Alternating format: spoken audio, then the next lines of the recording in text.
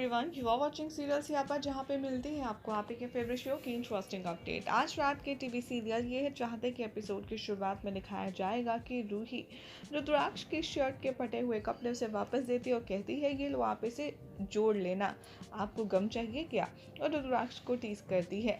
रुद्राक्ष यहाँ पर रूही को घूरता है, तभी बीच में सारांश आकर के उसे बचा लेता है जैसे रुद्राक्ष रूही पर हमला करने वाला हो। यहाँ पर रुद्राक्ष अंदर जाता है, अपनी शर्ट के फटे हुए टुकड़ों को देख कर के हंसता है और फ्लैशबैक में जाकर के कहता है कि well done, I am proud of you. तुम दोनों भाई बहन का बॉन्ड इस तरह से बढ़ रहा है, मुझे बहुत अच्छा लग रहा है तुम दोनों को ऐसे देख कर। मुझे पता है कि तुम दोनों मुझे परेशान करने की कोशिश कर रहे हो, लेकिन मैं भी तुम्हारा पापा हूँ, इतनी आसानी से नहीं फंसूंगा। और तुम चाहते हो मैं परेशान हूँ तो मैं ज़रूर परेशान होऊंगा, क्योंकि मैं इसे रोकना नहीं चाहता। तो वो कहता है कि मैं तुम्हारी खुशी के लिए सब कुछ सहने के लिए तैयार हूँ, लेकिन किसी भी कीमत पर मैं प्रिशा को अपनी ज़िंदगी में वापस नहीं आने दूंगा।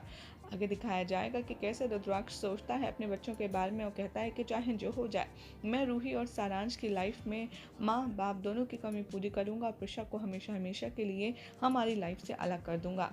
इधर अपने आप से वो प्रॉमिस करता है कि और मैं वैजयंती को भी प्रिशा की मदद करने नहीं दूंगा।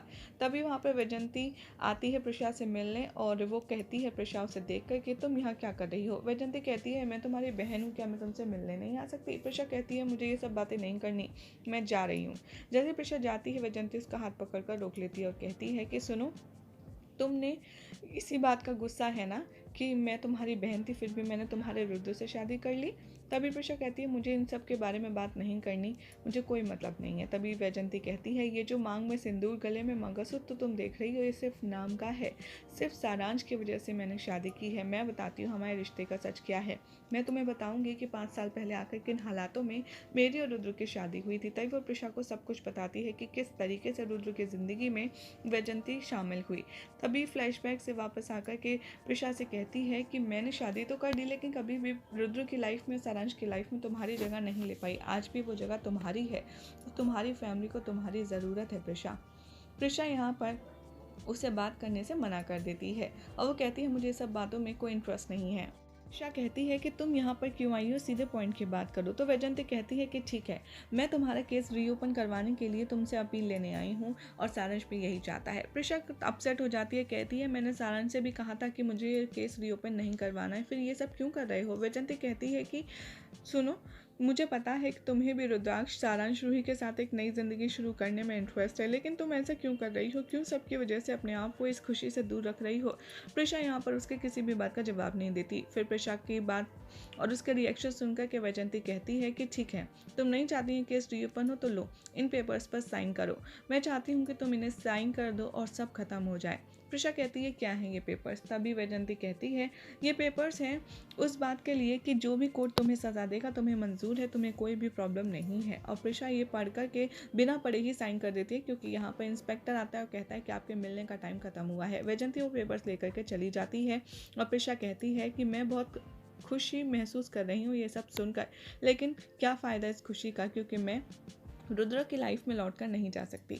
यहाँ पर रुद्राक्ष का लॉयर से कॉल करता है और बताता है प्रिशा के केस रीओपन होने के बारे में। तभी वो कहता है कि उसकी हियरिंग कल है, फास्ट ट्रैक कोर्ट में इस केस को डाला गया है। रुद्राक्ष यहाँ पर वैजयंती के पास जाता है गुस्से में और कहता है तुम ये क्यों कर रही हो, मैंने तुमसे कहा था ना कि तुम प्रिशा का केस नहीं लड़ोगी। वैजयंती कहती है कि लेकिन मैंने भी आपसे कहा था कि प्रिशा मेरी बहन है और आपकी बीवी होने से पहले मैं उसकी बहन हूँ, इसलिए मैं ये केस ज़रूर लगूंगी। रुद्राक्ष कहता है कि सुनो, मैं तुम्हें ये केस जीतने नहीं दूंगा। वैजयंती कहती है कि आप मुझे धमकी दे रहे हैं या चैलेंज। रुद्र कहता है जो तुम समझो।